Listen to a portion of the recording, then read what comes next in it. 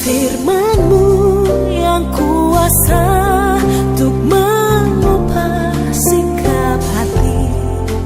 Firman-Mu yang tegakkan di saat. Sungguh kebaikan-Mu Tuhan tak terhitung dan tak terbilang. Mulai dari ketika kami membaca kitab Kejadian, Engkau menciptakan manusia, sampai juga manusia jatuh dalam dosa, tetap Engkau mengasihi kami. Oh, sungguh kami bersuka cita.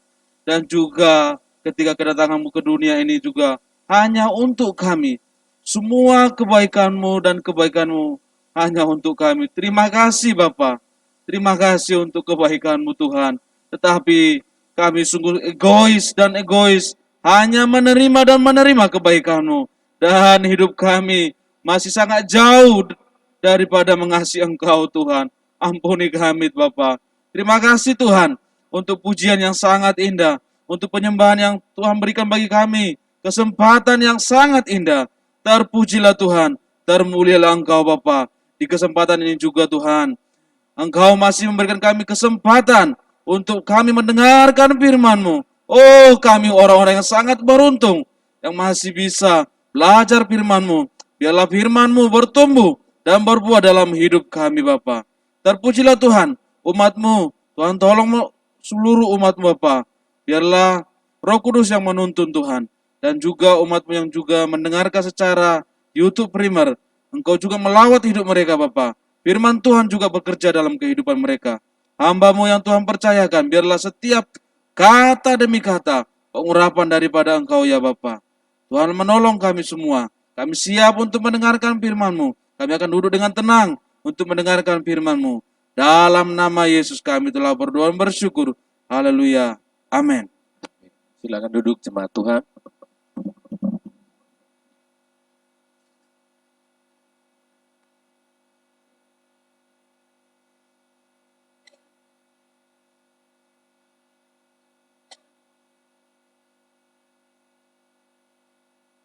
Salam sejahtera dalam kasih kita Yesus Kristus. Selamat hari Minggu dan Shalom untuk kita semuanya. Pada hari ini kita sudah memasuki minggu pertama pada bulan Desember atau yang sering disebutkan sebagai bulan Natal ini.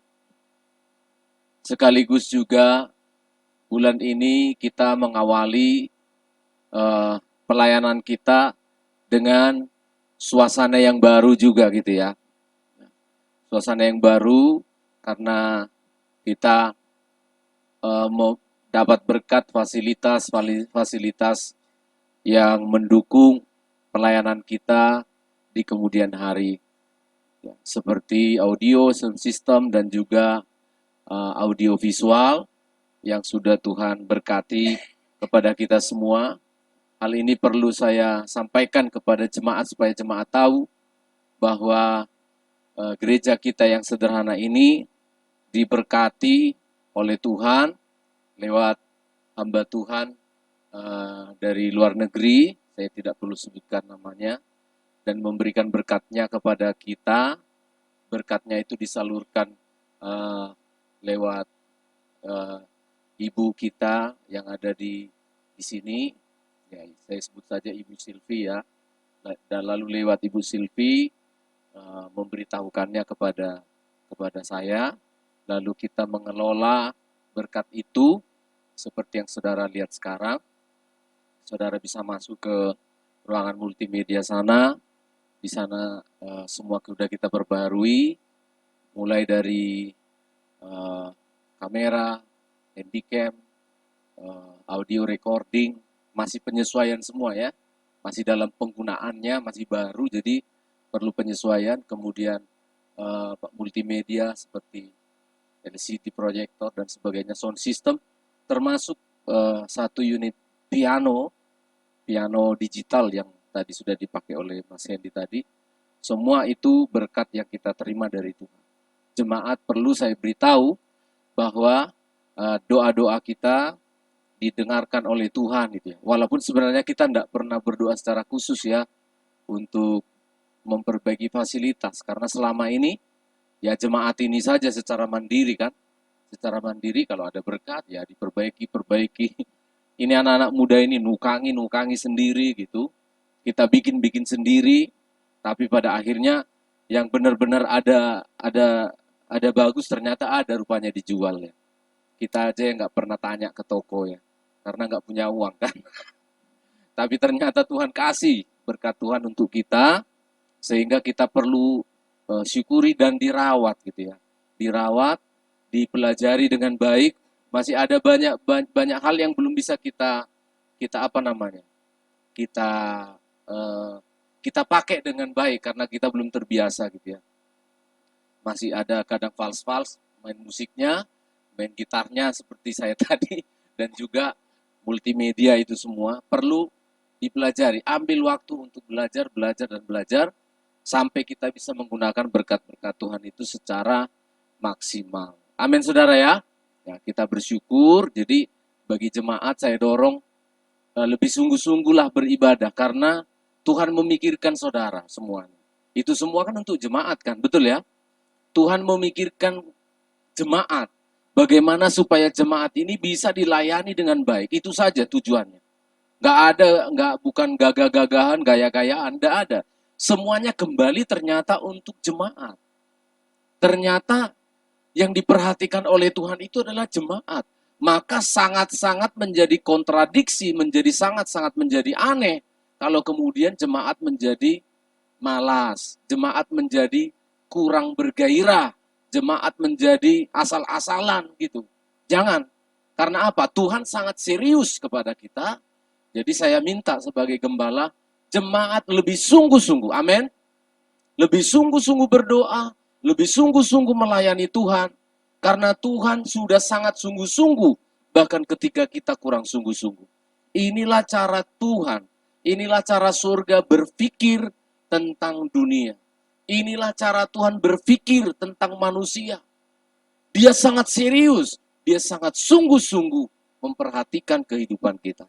Kita membaca di dalam Injil Matius pasal 1, ayat yang ke-20 sampai 23, berita pranatal untuk kita pada minggu ini, dalam Injil Matius pasal 1, ayat 20 sampai 23, yang saya berikan tema, ketika surga berpikir tentang kita manusia ini.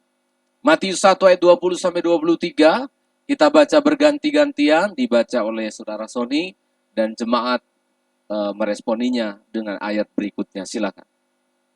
Tetapi ketika ia mempertimbangkan maksud itu, malaikat Tuhan nampak kepadanya dalam mimpi dan berkata, Yusuf anak Daud, janganlah engkau takut mengambil Maria sebagai istrimu, sebab anak yang di dalam kandungannya adalah dari Roh Kudus. Ia akan melahirkan anak laki-laki dan engkau akan menamakan dia Yesus. Ya. Karena dialah yang akan menyelamatkan umatnya dari dosa mereka. Hal itu terjadi supaya genaplah yang difirmankan Tuhan oleh Nabi. Sesungguhnya anak darah itu akan mengandung dan melahirkan seorang anak laki-laki, dan mereka akan menamakan dia Immanuel, yang berarti Allah menyertai kita. Iya, Yesus yang akan menyelamatkan umatnya, dan Immanuel, bahwa Allah yang menyertai kita. Inilah cara Tuhan berpikir. Kalau cara manusia berpikir bagaimana Pak Stephen? Ketika memikirkan Allah, ketika memikirkan surga, jauh terbalik. Ketika Allah memikirkan manusia, Yesus juru selamat disebut, menyelamatkan umatnya dari dosa, dan Immanuel, apa itu? Allah menyertai kita. Itu caranya surga memikirkan kita. Tapi saya tahun 2010, ini salah satu aja, masih banyak contoh. Tahun 2010, saya pindah dari Blok H ini, di perumahan sini, dari Blok H itu ke Swan Regency, karena saya di sini habis kontrak, 3 tahun dari 2007 sampai 2010, pindah ke Swan Regency. Sampai di sana, biasa, ketemulah anak-anak Tuhan, persekutuan doa lah ini ceritanya. Lalu, Saya menyampaikan firman Tuhan, tentu mereka tahu kalau saya adalah pendeta. Ada satu orang, kalau saya lihat dari gayanya, dari matanya, ini orang kaya. Saya lihat dari warna kulitnya, ini orang berada. Saya lihat dari perawakannya, ini orang yang pintar. Saya lihat dari apa yang dia punya lah, ternyata benar. Ternyata benar. Tetapi betapa kagetnya saya ketika selesai ibadah persekutuan doa itu, dia menghampiri saya. Inilah cara manusia berpikir tentang Allah. Inilah cara manusia mewakili kita-kita ini, bagaimana cara memikirkan surga. Dia menghampiri saya, dan saya terkejut ketika dia berkata begini, Pak Pendeta, tolong doakan jamur saya. Karena dia pengusaha jamur, membuat jamur itu loh. Di sebelah perumahan saya itu dia bikin pondok besar, rumahnya dia itu jadi pembuatan jamur. Doakan Pak Pendeta, tolong didoakan supaya jamur saya malam ini ditumbuhkan banyak oleh Tuhan Yesus. Saya mau ketawa tapi sambil mau menangis. Karena apa? Sejak kapan Tuhan ngurusi perjamuran? Coba saudara perhatikan. Ya sudah pasti besok paginya dia akan kecewa. Karena dia berkata supaya malam ini Tuhan Yesus menumbuhkan jamur-jamur saya itu banyak. Saudara ngerti maksud saya? Apa yang dipikirkan manusia tentang Tuhan? Memperalat, ya. Dia besok pagi pasti kecewa. Karena apa? Jamurnya tidak tumbuh banyak. Itu sebabnya pada PD-PD berikutnya orang ini tidak pernah kelihatan lagi. Karena Tuhan Yesus hanya dia minta, dia berpikir tentang Allah, dia datang beribadah, dia hanya pengen apa? Pengen supaya Tuhan Yesus menumbuhkan usahanya. Memberikan dia uang yang instan. Ya jamur ada waktunya panen, betul enggak? Padi ada waktunya panen. Gandum ada waktunya panen. Kelapa sawit ada waktunya panen. Kamu rawat atau tidak? Tidak bisa harusnya jamur panen 2 bulan lagi. Dipaksa Tuhan Yesus malam ini tumbuh. Saya yang protes pertama kepada Tuhan Yesus. Kenapa jamurnya orang lain tidak dibuat begitu? Ini saudara, cara kita menilai, cara kita berpikir tentang Allah itu jauh berbeda dengan Tuhan. Kita sudah membaca tadi, ketika dia memikirkan dunia ini, maka yang pertama dia memberikan nama, Yesus berikan namanya. Yang artinya, dialah yang menyelamatkan manusia, umatnya dari dosa. Itu yang ada dalam pikiran Allah. Ingin menolong, ingin memberkati. Yang kedua, beri nama Immanuel. Supaya aku beserta dengan mereka. Ya sudah pasti. Karena orang ini tidak ditumbuhkan jamurnya, ya tidak mungkin dia akan bersama dengan Allah lagi.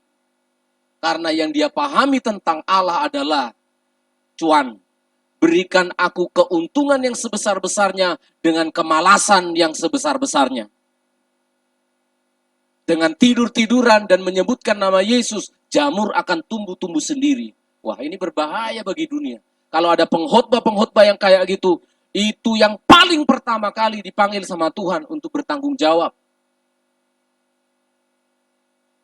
Saya bisa paham ini adalah karena ulah pendeta-pendeta, oknum-oknum pendeta yang mengkhotbahkan seperti itu ke telinganya. Yang tidak ada menjadi ada, dia pakai ayat. Jika engkau datang memberi, maka engkau akan menjadi kaya raya dan sebagainya. Maka orang yang seperti tadi, salah persepsi tentang surga. Salah berpikir tentang Allah. Tapi hati saya mengucap syukur dan berterima kasih kepada Tuhan.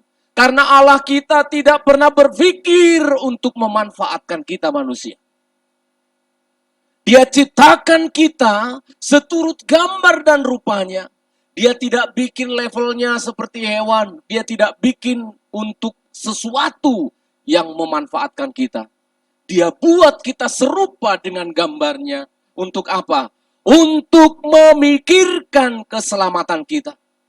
Ketika surga berpikir tentang manusia, yang ada dalam pikirannya adalah, aku memikirkan keselamatan kalian. Amin, saudara. Sedih sekali hati Tuhan ketika sidang jemaat yang ada di Sedati, hamba-hamba Tuhan atau anak-anak Tuhan mendengarkan rekaman khotbah ini. Hati Tuhan akan sangat sedih sekali kalau kita hanya mengikut Tuhan ketika kita memikirkan Tuhan, yang kita inginkan adalah duitnya. Kita tidak pernah mempedulikan isi hatinya. Kita tidak pernah memperhatikan kerinduannya. Yang selalu dipikirkan oleh manusia adalah bagaimana kita bisa memanfaatkan kuasanya Tuhan. Dan ketika Tuhan berpikir tentang manusia, dia memberi nama Yesus. Artinya apa, Pak Pendeta? Yesus artinya adalah menyelamatkan. Dialah yang menyelamatkan kita dari dosa. Kenapa perlu tindakan penyelamatan dari surga untuk kita manusia? Karena ternyata dalam bahasa saya, dia memikirkan keselamatan kita. Karena apa? Karena ternyata kita manusia yang hidup di dunia ini sedang di dalam keadaan yang sangat-sangat darurat. Sampai pihak surga harus turun tangan mengirimkan Yesus ke dunia. Kita bersukacita ketika Yesus lahir. Kita sukacita sebenarnya karena ayam opor gitu ya. Hari Natal itu, betul ya? Kita sukacita Natal itu karena apa? Karena nanti dapat baju baru.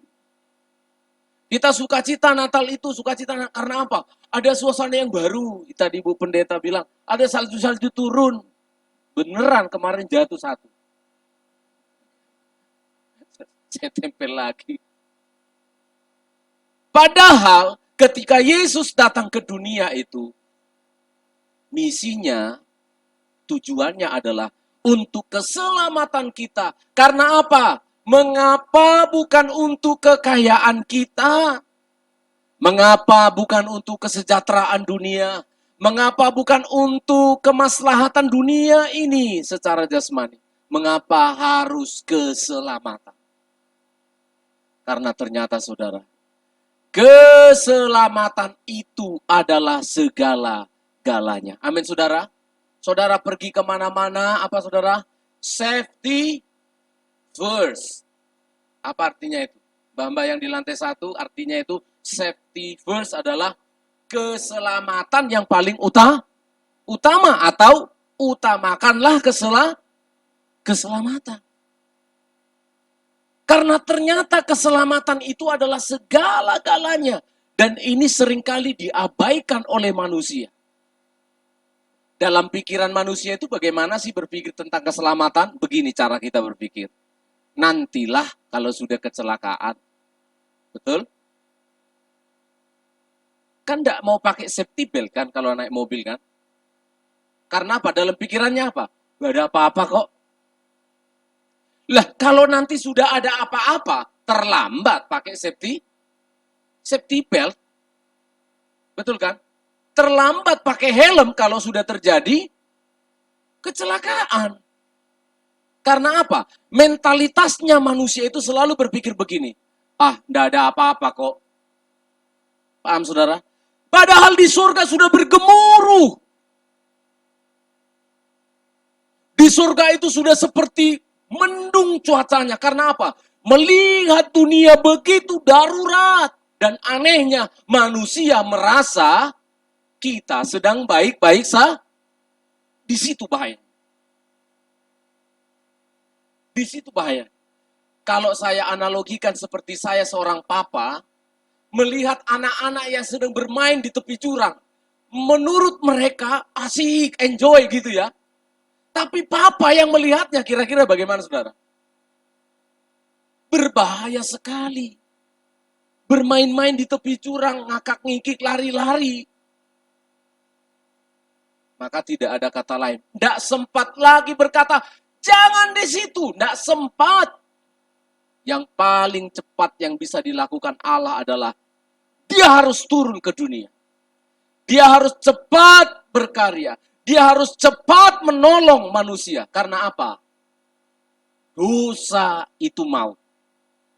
Masalahnya, manusia menganggap dosa itu tidak apa-apa. Betul? Betul enggak? Manusia itu mentalitasnya begitu. Berbohong itu enggak apa-apa. Coba. Mencuri itu enggak apa-apa. Berzina itu enggak apa-apa. Bagi pikiran manusia memang. Buktinya enggak terjadi apa-apa. Di surga Tuhan menangis. Karena apa? Upah dosa adalah maut. Bumi dalam keadaan darurat. Tuhan sudah melihat sejak 6.000 tahun yang lalu bagaimana manusia ini memanajemen, bagaimana manusia menangani dosa. Sudah dimulai dari opung kita, mbah buyut kita namanya Adam dan Hawa. Apa yang terjadi ketika mereka jatuh dalam dosa?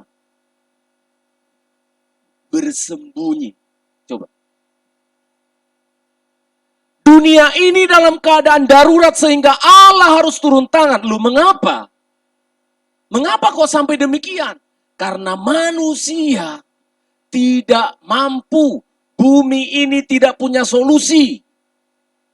Ketika manusia pertama kali coba ingin membuat solusi terhadap dosanya, apa yang mereka lakukan?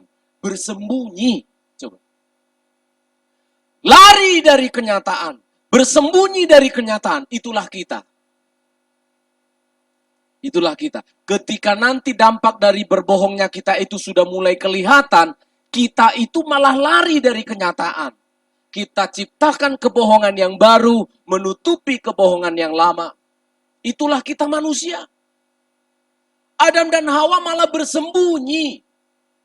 Karena bagi mereka, hampir tidak ada solusi. Ada solusi sih? Oh iya ada. Mereka mengambil daun pohon ara. Memetik daun pohon ara, memakaikannya ke tubuhnya menjadi pakaian karena mereka telanjang. Coba saudara pikirkan, ini solusi apa kira-kira? Mengenakan daun-daun untuk menutupi ketelanjangan. Kira-kira ini solusi apa? Halo? Kira-kira ini jalan keluar apa namanya? Ini jalan keluar yang sangat bodoh. Karena apa? Rapuh. Daun pohon ara begitu dipetik 1-2 jam itu sudah rapuh. Itulah cara manusia ingin menangani sebuah dosa. Bersembunyi. Lalu membuat solusi yang justru merusak dirinya. Kelihatannya sementara bagus, tapi menghancurkan dirinya. Bagaimana menutupi ketelanjangan dengan menggunakan daun ara? Layu, rapuh, manusia tidak mampu ternyata menangani dunia yang berdosa ini. Lalu yang paling menyedihkan terakhir adalah karena bersembunyi tidak cukup lari dari hadapan Tuhan. Karena memakai daun pohon ara tidak menyelesaikan persoalan. Akhirnya yang mereka lakukan apa? Suami menyalahkan istri. Istrinya si Hawa menyalahkan ular. Ular bingung nyalahno siopo. Memang selalu kan, yang terakhir itu yang menjadi bulan-bulanan kita siapa? Setan. Sampai setan bingung. Aku tidak pernah mempengaruhi orang itu untuk berbohong. Dia berbohong sendiri. Tapi yang selalu disalahkan siapa? Dasar setan katanya. Cobalah. Itulah kita manusia. Kita tidak punya solusi. Kita tidak punya kemampuan. Itu sebabnya dikatakan, berikan dia nama Yesus. Siapa tadi? Tolong dibaca lanjutkan. Namanya Yesus yang artinya apa?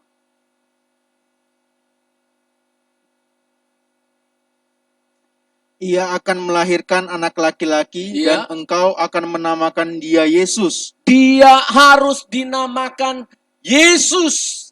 Engkau akan memberikan dia nama Yesus. Karena dialah yang akan menyelamatkan umatnya. Kata dialah itu saudara. Dialah yang menyelamatkan umatnya. Itu bersifat, ya saya sederhanakan aja, bersifat eksklusif, self-intensive, He himself, hanya dia sendirilah, Jesus alone, hanya Tuhan sendirilah yang bisa menyelamatkan umatnya dari dosa. Pihak surga sudah melihat ini saudara dengan baik. Manusia tidak akan pernah bisa lepas dari dosa. Manusia tidak akan pernah tuntas dari permasalahan dosa. Sehingga hanya ada satu cara saja untuk dunia ini dibebaskan dari dosa. Ya, He himself. Dia sendirilah yang akan menyelamatkan umatnya dari dosa. Ya, Jesus alone. Hanya Yesus sendirilah yang bisa memberikan solusi bagi dunia ini. Tahun 2020 daftar negara di PBB itu ada 193 negara. 193 raja atau presiden atau perdana menteri yang ada di dunia ini. Mereka bersatu dalam satu perkumpulan namanya Persatuan Bangsa-Bangsa atau PBB. Lalu kemudian ada negara-negara paling kuat memberikan namanya G7. Lalu yang sedikit kuat G20 yang baru kemarin di Bali. Lalu kemudian ada yang menyebut ASEAN, ada yang menyebut NATO, ada yang menyebut Fakta Warsawa, dan sebagainya, dan sebagainya. 193 negara, tidak ada yang memikirkan keselamatan dunia ini seperti Yesus. Mereka berkumpul dalam sebuah kesatuan namanya PBB. Tapi saudara tahu, saya tidak menghakimi, tapi semua pejabat-pejabat negara itu pasti hanya memikirkan negaranya. Bahkan saya beritahu kepada saudara, karena dunia sekarang sudah mengalami krisis ekonomi, krisis energi, maka setiap negara semua itu saling curiga sekarang ini. Karena apa? Di negara A sudah habis batu baranya. Mana yang masih ada batu bara? Oh, Indonesia. Tidak disebutkan, ayo kita serang Indonesia. Tidak. Tapi Indonesia melihatnya. Gak beres ini, bahaya ini. Karena kita punya intelijen. Bahaya ini negara kita yang kaya ini. Bakal dirampok dan dijajah orang nanti ini. Maka Indonesia membeli pesawat tempur yang canggih. Indonesia menciptakan alutsista, rudal-rudal, menciptakan tank-tank, menciptakan keamanan. Direkrutlah 30.000 tentara-tentara yang walaupun bukan dinas, yang dipimpin oleh pembinanya Deddy Corbuzier sekarang. Termasuk teman saya pendeta salah satu masuk di dalamnya, berpangkat kapten sekarang. Untuk apa itu? Oh enggak kok, karena aman-aman. Bukan, kita yang awam-awam melihatnya gitu. Tapi karena apa? Ancaman dari negara-negara luar itu sangat-sangat terlihat. Di Eropa sekarang kedinginan mereka di musim dingin ini. Karena apa? Energi dari Rusia, gas dari Rusia di stop. Emang diam aja dingin-dingin begini? Tidak mungkin diam-diam aja. Tidak ada yang akan memikirkan bagaimana dunia ini supaya damai dan tentram. Tidak mungkin. Tidak mungkin. Semuanya akan memikirkan dirinya sendiri. Yang di film itu, Avenger itu hanya film itu saudara. Saya kasih tahu ya. Avenger datang, ngumpul-ngumpul pahlawan-pahlawan itu untuk menyelamatkan dunia. Nggak ada itu. Nggak ada ya. Itu hanya di film. Hanya di film. Pak Jokowi minta kepada Menteri Pertahanan, perbaiki semuanya alutsista. Alat utama sistem pertahanan. Beli bila perlu, ngutang enggak apa-apa. Beli pesawat-pesawat tempur bagus. Karena apa? Presiden sudah mendapat informasi, bangsa ini harus diamankan. Dunia tidak sedang baik-baik saja. Sebenarnya sejak 6.000 tahun yang lalu, Tuhan sudah melihat itu. Baru direalisasikan 2.000 tahun lebih yang lalu. Yesus datang ke dunia lahir di Nazaret, lahir di Bethlehem, tinggal di Nazaret, dibesarkan di sana. Barulah Tuhan berkarya, karena ternyata bukan masalah gas yang semakin habis di bumi ini. Ternyata bukan karena gandum yang kurang dimakan. Ternyata bukan karena orang kurang pintar manusia ini. Ternyata bukan karena kekurangan uang dunia ini. Lalu karena apa? Ternyata persoalannya hanya satu. Because of sin. Karena dosa-dosa itulah yang membuat manusia ini menjadi begitu mengkhawatirkan. Tidak sungkan-sungkan lagi sekarang suami membunuh anaknya. Tidak sungkan-sungkan lagi sekarang ini seorang ayah atau ibu membunuh anaknya. Tidak ada rasa sedih sedikit pun bagi anak-anak membunuh orang tuanya, membunuh teman-temannya. Mengapa? Dunia memang sudah sangat-sangat memprihatinkan, saudara. Tempat yang kita tinggali ini, jangan hatimu terpaut di sini. Saya ulangi. Kamu cari makanlah di dunia ini. Tapi cari makanlah itu untuk engkau menunggu kedatangan Tuhan. Amin. Ya. Ibu-ibu tetaplah mengurus anak-anakmu, beri makanlah keluargamu. Tapi hatimu jangan tinggal di rumahmu walaupun mewah sekalipun. Jangan.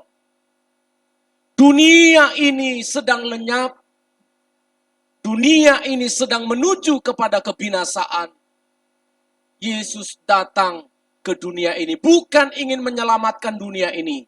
Dia ingin menyelamatkan kita manusia yang ada di dalamnya. Amin, saudara.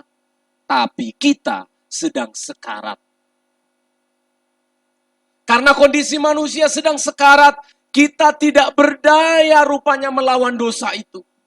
Tidak ada yang berdaya. Termasuk pendeta-pendeta pun ternyata tidak berdaya melawan dosa. Jangan melawan dosa. Melawan kecoa di rumah kita stres. Betul? Melawan tikus. Yang pernah stres melawan tikus di rumahnya, angkat tangan. Sampai pusing kita kan. Ibu-ibu apalagi bangun pagi-pagi dilihat piringnya sudah jatuh.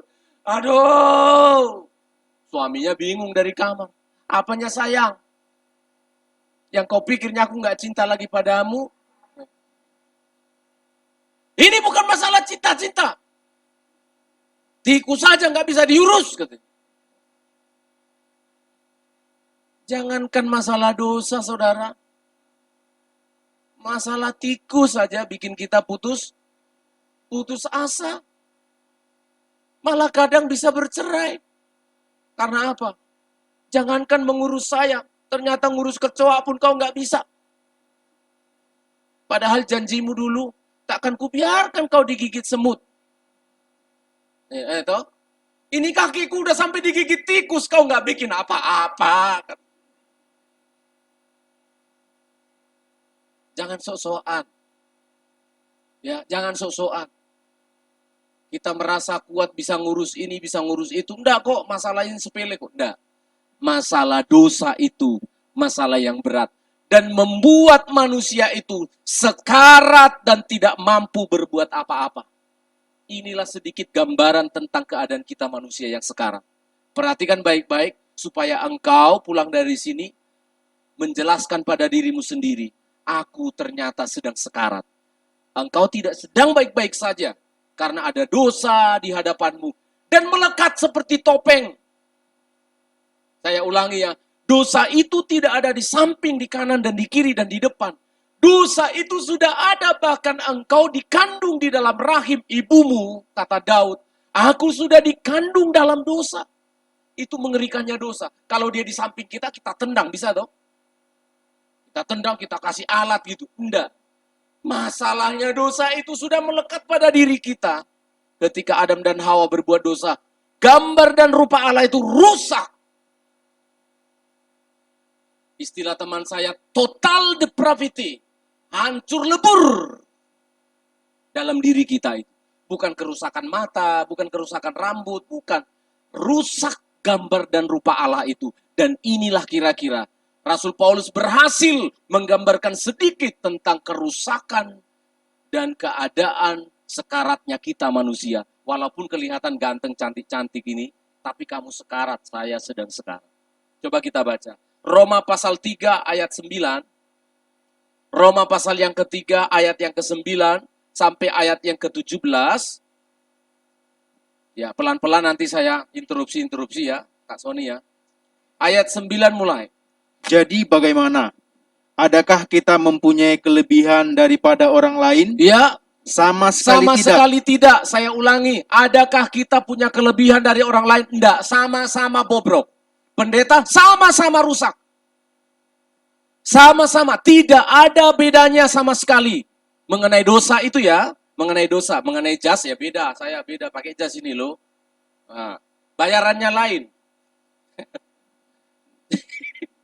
Kalau beda. Tapi urusan dosa sama. Otaknya pendeta pun jorok juga. Coba ini buktinya. Baca terus. Sebab di atas telah kita tuduh baik orang Yahudi maupun orang Yunani bahwa mereka semua ada di bawah kuasa dosa. Ya, mengapa saya bilang pendeta pun jorok otaknya? Bukan karena dia pengen jorok, tapi berada di bawah kuasa dosa semuanya. Potensi untuk berbuat kotor itu ya tetap di semua orang. Tetap itu. Jangan berlebihan menilai pendeta. Dan pendeta-pendeta yang dengar khotbah ini, jangan berlebihan kamu berpikir tentang dirimu. Nanti kamu jatuh. Lebih baik berkata begini, yes, aku sekarat, aku memerlukan Tuhan. Terus, Seperti ada tertulis, apa? Ini dia gambarannya. 1, tidak ada yang benar, tidak ada yang benar. Terus, seorang pun tidak. seorang pun tidak. Saya mau tanya, siapa di sini yang pernah benar terus? Hah? Menguap aja kau salah. Loh, enggak baik kok aku Pak. Saya ulangi, menguap aja kamu salah. Menurut dokter, menguap yang benar adalah bersin aja kita fals. Kok gitu bersin?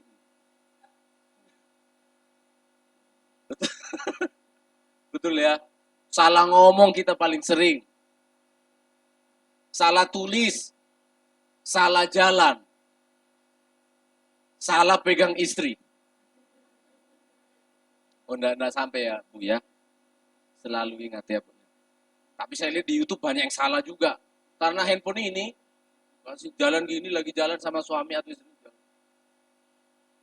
Dia pegang suami, dia pegang suami orang. Dan kesalahan itu adalah produk dari dosa. Salah apapun. Salah ngomong, salah bilang warna, salah pilih, salah jalan, salah apapun. Itu adalah produk dari dosa. Apapun bentuk kesalahan itu ingin memberikan engkau keterangan bahwa kita ini semua lemah. There is tidak ada seorang pun yang benar. Ini harus saya taruh dalam diri saya. Berarti saya juga tidak benar. Loh, Kak, Bapak sekarang mengajari orang supaya benar. Bukan karena saya benar, tetapi karena Tuhan yang telah membenarkan saya. Tidak ada seorang pun yang benar. Makanya manusia itu sekarat, keliru terus. Kita ini gampang keliru. Keliru lihat. Kalau sudah nggak pakai kacamata, udah keliru kita. Ya kan? Bahaya ya kalau suaminya kembar itu atau istrinya kembar ya. Hati-hati ya. Salah lihat. Harus pakai kacamata baik-baik. Ayat 11, lanjut. Tidak ada seorang pun yang berakal budi. Tidak ada seorang pun yang berakal budi. Ini maksudnya bukan intelijen, goblok, bodoh, bukan. Tapi tidak ada seorang pun yang mengerti tentang Allah. Semua kita yang ada di sini, tidak ada yang mengerti tentang Allah. Sama sekali. Loh, pendeta sudah sekolah teologi, tidak ada yang dipahaminya itu tentang Allah. Kalau Tuhan tidak memberitahukannya, menyingkapkan dirinya kepada para pendeta, juga mereka tidak akan tahu tentang Allah. Kalaupun kamu menyebutnya itu tahu, ini ada magister ini, MTH, ada Sita Bahodong, STH, ini MTH. Kan sudah tahu itu. itu bayangan-bayangannya Allahnya itu yang diketahui oleh profesor-profesor itu saya sudah buktikan saudara, jauhnya Allah dengan kita. Di dunia kedokteran aja saya sering pakai ini jadi contoh. Sombongnya sekarang ilmu itu. Berhasil mengoperasi jantung, memindahkan ini. Saya bilang gak ada apa-apanya dengan Tuhan. 6.000 tahun yang lalu sebelum ada ilmu pengetahuan, Allah sudah berhasil mengoperasi Adam tanpa obat bius, tanpa suntikan, tanpa pisau cukur, tanpa pisau operasi. Berhasil dia mengoperasi Adam, mengambil rusuknya. Supaya kita tahu ilmunya Tuhan itu jauh lebih tinggi. Yang kita pahami sekarang itu ini. Gak ada apa-apanya itu. Wow, berhasil kok di sana, Pak. Ada kambing bisa dibikin cloning jadi kambing. Lah, kambing jadi kambing. Tuhan sudah bikin tulang rusuk jadi perempuan. Loh, betul kan? Baru berhasil bikin kambing jadi kambing. Tuhan sudah bikin tulang rusuk jadi perempuan. Kita itu nggak ada apa-apanya. Lanjut saja terus. Tidak ada seorang pun yang mencari Allah. Tidak ada seorang pun yang mencari Allah. Kita itu taunya cari duit aja. Betul? Ada yang mau cari Allah di sini? Bahkan ketika orang sudah saya ceritakan tadi, orang datang ke gereja pun dia bilang cari Allah. Enggak, cari jamur supaya ditumbuhkan Tuhan Yesus. Iya. Kita datang ke gereja, saya berkhotbah di sini, cari apanya di sini, di dalam hatinya.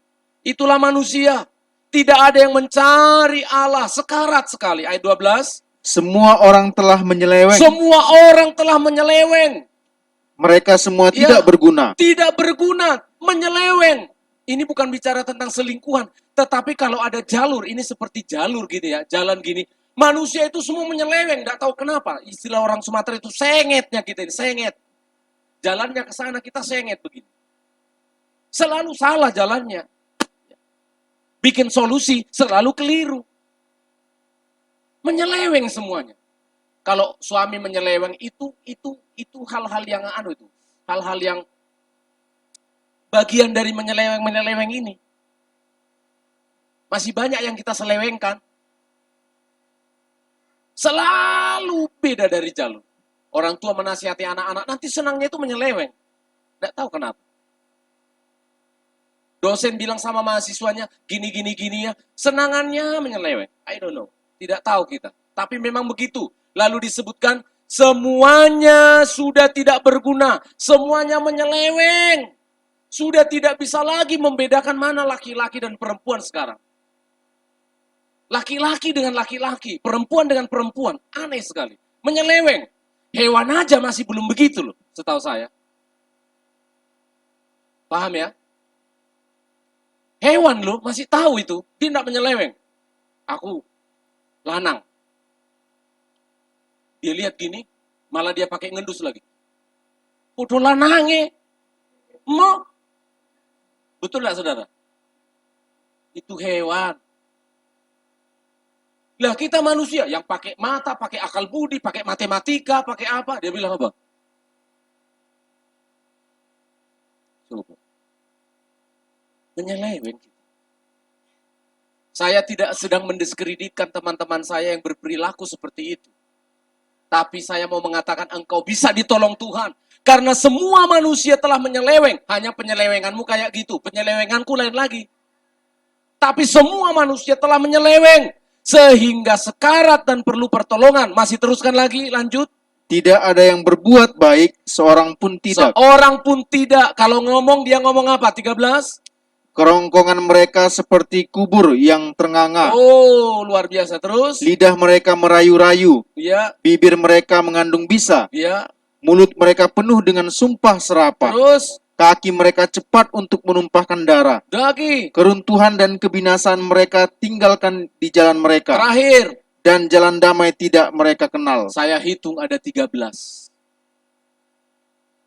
Kalau orang sudah penyakit, saya dengar orang penyakit komplikasi itu 3, 4. Darah tinggi, kolesterol. Ayo coba bantu saya. Darah tinggi, kolesterol, sakit gula, asam urat. Ayo ngomong. Udah habis kan? Lah ini 13. Sekarat atau ICU ini kita bawa? 13 ini saya hitungin. Saya ulangi ya. Tidak ada yang benar, tidak ada yang berakal budi, tidak ada yang mencari Allah, semua menyeleweng, semua tidak berguna, tidak berbuat baik, kerongkongannya seperti kubur, lidahnya merayu-rayu, bibirnya mengandung bisa, mulutnya penuh sumpah serapah, kakinya cepat menumpahkan darah, keruntuhan dan kebinasaan di jalannya, di jalan damai tidak dikenal. 13. Nah ini sudah lebih dari komplikasi. Sayangnya manusia tidak menyadari. Semua penyakit ini ada pada dirimu. Jangan bilang, aku nggak gitu Pak. Aku nggak gitu Pak. Aku sudah digembalakan di GPT Healing Insight. Itu berarti aku nggak gitu. Enggak. Itu semua ada benihnya itu. Benihnya itu sudah ada ketika Adam dan Hawa berbuat dosa. Lalu mengapa kamu sekarang ketika disebut tidak ada yang benar, kamu sekarang bisa benar? Mengapa? Itulah Yesus yang sudah datang. Amin saudara. Itulah karena Yesus yang sudah datang. Kamu jadi suami, jadi istri, tidak menyeleweng aku Pak, aku nggak gitu. Bukan. Potensimu menyeleweng itu sangat besar. Mengapa kamu tidak menyeleweng? Karena ada Yesus di dalam hatimu. Amin. Kalau karena istrimu cantik, udah besok dia keriput. Saya ulangi. Aku tidak akan menyeleweng karena suamiku gagah. Bah, gagah. Tidak menyeleweng karena gagah. 2 tahun lagi kamu akan lihat. Di punggungnya sudah ada keriputan. Tidak segagah dulu lagi. Kalau saya menerima dan mencintai anak-anak saya, karena anak-anak saya seperti anak-anaknya Presiden Jokowi, manis-manis gitu ya, ganteng-ganteng. Saya akan kecewa. Enggak. Karena Yesus yang membuat saya bisa mencintai istri saya. Karena Yesus yang membuat saya bisa mengasihi saudara sebagai jemaat di sini. Karena Yesus yang membuat saudara bisa menerima saya berkhotbah seperti ini setiap minggu. Nggak capek, nggak bosan. Aneh juga kalian itu. Karena Yesus. Sehingga ketika disebutkan berilah namanya Yesus, dialah yang menyelamatkan manusia dari dosanya. Karena apa? Tuhan melihat bumi dalam keadaan darurat, manusianya dalam keadaan sekarat. Tapi syukur pada bulan Natal ini, kita diingatkan pada minggu yang pertama ini. Ketika surga memikirkan tentang kita, Dia memikirkan keselamatan kita. Amin saudara. Pada hari Selasa akan saya lanjutkan Immanuel. Dia memikirkan penyertaannya untuk kita. Tuhan memberkati kita semuanya. Kita nyanyikan lagu yang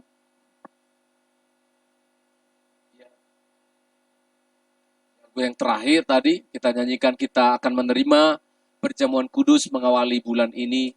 Kita mengucap syukur kepada Tuhan. Bapa, kami sungguh bersyukur. Kami berterima kasih untuk anugerah-Mu. Mengawali minggu perdana di bulan Natal ini, kami bersyukur Tuhan.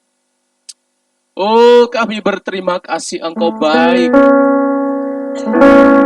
Dunia sedang keadaan darurat, manusia dalam keadaan sekarat, tapi kasih-Mu luar biasa. Engkau memikirkan keselamatan kami. Ku cinta Kau.